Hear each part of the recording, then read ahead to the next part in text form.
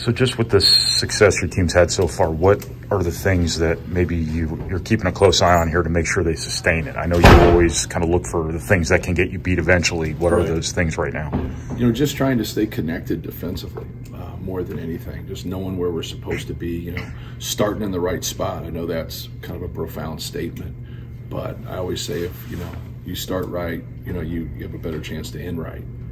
But if you start in the wrong place, you just, you know, you're at a disadvantage right away, all off of concentration, nothing more. Like sometimes people, whether they break you down off the dribble or they run good action, put you behind a play. Now you got to, you know, do your best to recover, you know, from that. But if you just start in the wrong place and you're not paying attention, you know, now you're just, you know, you're putting a burden on the defense. So I would say that more than anything, just knowing where we're supposed to be, knowing what we're supposed to be doing, and then communicate and talk and stay connected. They seem like they've done a pretty good job with that type of stuff thus far. They have, though, right? Yeah, they have for the most part. In comparison, they've done a really good job from last year. I think that's the one thing. Each one of our guys, I think, are better at that. And you know, that's kind of, you know, it's part of growth, is just understanding what's going on and being able to apply it. Does Hofstra do anything that could be problematic for you? Well, they have very good guards. You know, across the board, they have good players, but they have a lot of guys that can break you down. They have a lead guard in Ross-Ade that's a very good player, can score it, can set up his teammates. Thomas is a guy that can put up, you know, 25, you know, points on a given night, can really shoot the basketball. So, you know, it's going to be a challenge for us. We're going to have to do a good job of getting into them, not giving them space, but also keeping them in front of him. And that's easier said than done, because Hofstra has really got that thing on a string. You know, Thomas can shoot with people on him and can make tough shots. So just like anything else, like, you know, knowing our assignments, staying connected, trying to stay out of rotation so we keep good rebound balance. Will you have Mason in practice today? No. Any idea when he might return to practice? You don't have to rush him back, right? You got good players at his position here. We do have good players. So it's makes really helps out the coaching part of it when you have good players. So, but no, he doesn't. You know, from just kind of watching him walk and everything, I don't think he'll play in the game on this. Do you worry about this being a natural letdown game coming back from the Big Ten in Portland? I think in a normal situation, yes, but after watching film and watching how good they are, you know, from a player standpoint, you know, players respect other guys that can play. And, you know, you show clips on these guys, it's pretty impressive. You know, they have a good team, they're well coached. So, like, right as they kind of saw that yesterday on film, you know, I think a lot of antennas went up in our room, like, hey, man, these guys can really play. So, but you do worry about that. It's a good question. Anything unique about Hofstra compared to what you faced this season? I wouldn't say unique. I just say they have guys that can make individual plays. They have guys that can set up their teammates, but also make those individual plays. Like sometimes you play people and you just like, hey, stick with this guy, make him dribble. You know, don't let this guy catch and shoot. You know, the reverse of all that, and then just stick with that. But they got guys that can do both, do multiple things, whether they got intermediate game or getting all the way to the basket or shooting threes. They have a lot of skill. They have a lot of athleticism, a lot of interchangeable pieces.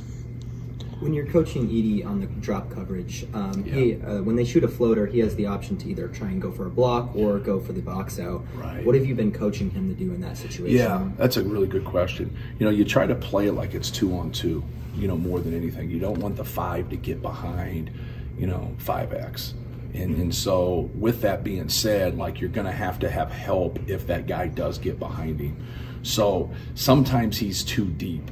So we want to start up high and then go to the drop coverage. But sometimes he gets into help, ball screens happen later. So we don't like for him, even if he's deep, to come up at that time, just to level it off. And we'd rather live with him shooting that floater or shooting that runner.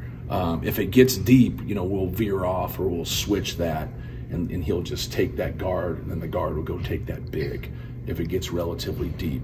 The one thing you don't want to do is if he is at that kind of in between 12 to 18 feet and he shoots that basketball at that time, you want him to go back and box out. If not, you challenge it and you don't get it.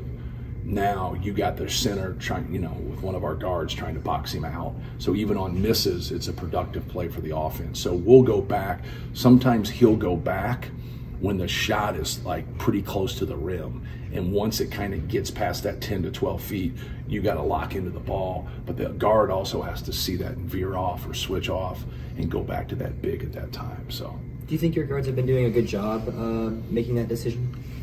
Well, it's really not their decision as much as it is where he starts and how he drops.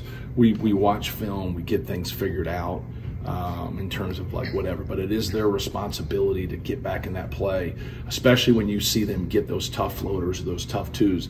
That's their contest. They got to stay into the ball. The guy has somewhat of an angle, right, because you're in drop coverage.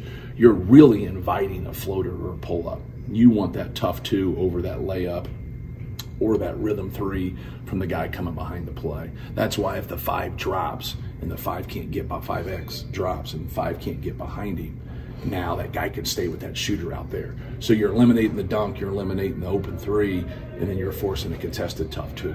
So from a percentage and analytics standpoint, that makes a lot of sense. But you will get certain teams that will make those. Like in the second half, I thought Minnesota made some really tough shots.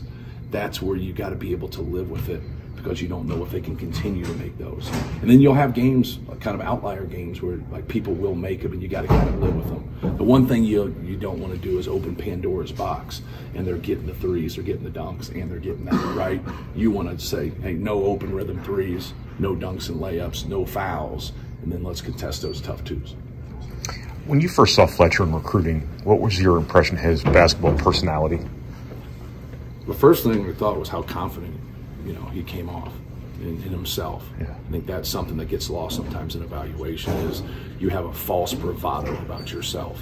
Like guys want to talk, guys want to put up 3 goggles, guys want to say something to somebody after they hit a shot and all that kind of stuff. Then there's guys that just flat out believe in themselves and it doesn't matter. He was one of those guys. Sure, he's got a good skill set and he can handle the basketball, he knows how to play, but he just seemed really confident when I saw him play. Ross-Ade gets a lot of talk for being big. How much of a leader is he for your team? Well, I think he leads by example more than anything, just because of his work ethic. He gets in a lot of work before and after practice. He has a routine to what he's doing. Most great players have a routine to what they're doing to get themselves ready to practice, to get themselves ready to play.